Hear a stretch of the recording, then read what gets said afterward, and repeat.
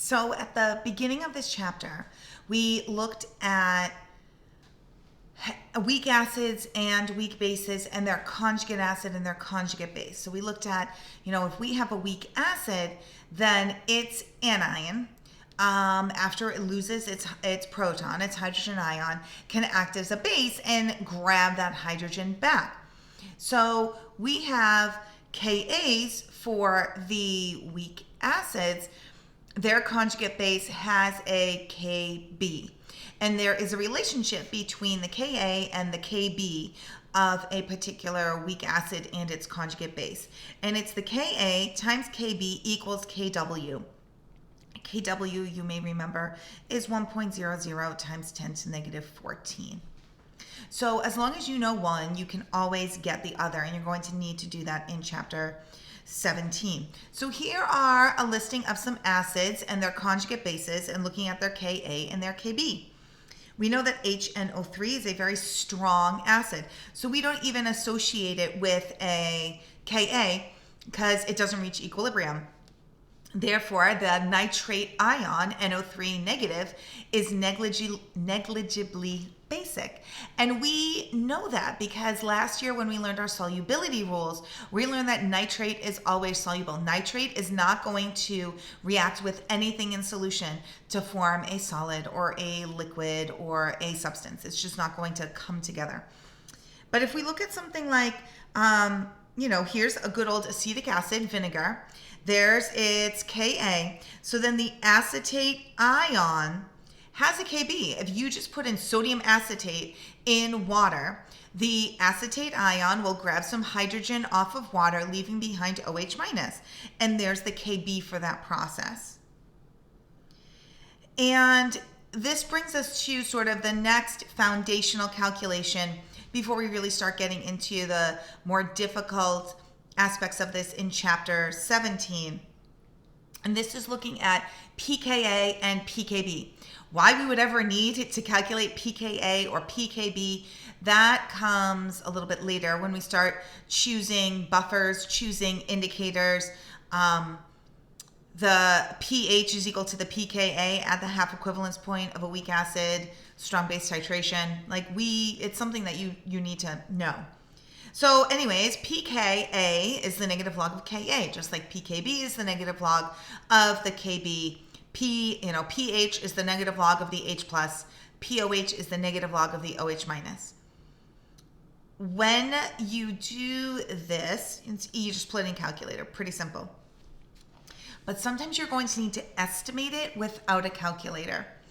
And if you want to relive, you probably maybe have, I don't know when you would have done this, but taking if you're taking the log of two things that are multiplied together, you then add those logs, you take the log of one and take the log of the other and then add them together. And because this is a negative number, that sort of makes the adding them into subtracting them, and it gets a little hairy here. Basically, if you need to find or sort of do in your head the negative log of something, it's always going to be one digit less than the exponent. So this tells me that, what is the value for the pKa? I don't know, but it's going to be 4 point something. Because it's basically you start at 5, and this tells you how far down to go. The log of that basically tells you how far down to go. So I know it's going to be 4 point something. That's going to be kind of important a little later on. Okay, so it's always going to be one less than the exponent. Okay. Now, we actually aren't going to use that information very much now. We're going to use that a little bit later, next chapter. But this is, by using the information in Appendix T, put the three following substances in order from weakest to strongest bases. So basically, I want to compare their Kb. The one with the largest Kb is the strongest base, and the one with the weakest or smallest Kb is the weakest base. So I just look them up. I look up this guy. In the back of the book, its Kb is 6.4 times 10 to the negative 5. Then I go to HCOO negative, look up its Kb. It's not there. Because this is the conjugate base of HCOOH. That has a Ka. The Ka is equal to 1.8 times 10 to negative 4, which means that it's Kb. So we plug it into the formula, Ka times Kb equals Kw.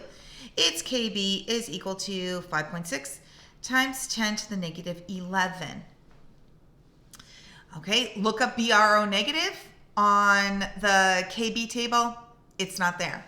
But HBRO is there as a weak acid. Its Ka was 2.5 times 10 to the negative 9. So its Kb must be, and sort of estimate it. You know that the exponent of this plus the exponent of that is going to have to equal negative 14. So I don't know, maybe like negative 5 or negative 4, somewhere around there. Oh, I went the wrong way. It's 4 times 10 to the negative 6. But it gives you a little ballpark of an estimate.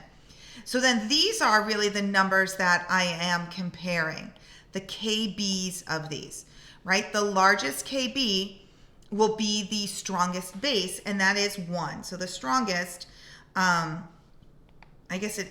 should actually answer the question. The weakest is the one with the smallest KB, which is 2. And the strongest base is the one with the largest KB, which is 1. And in the middle is number 3.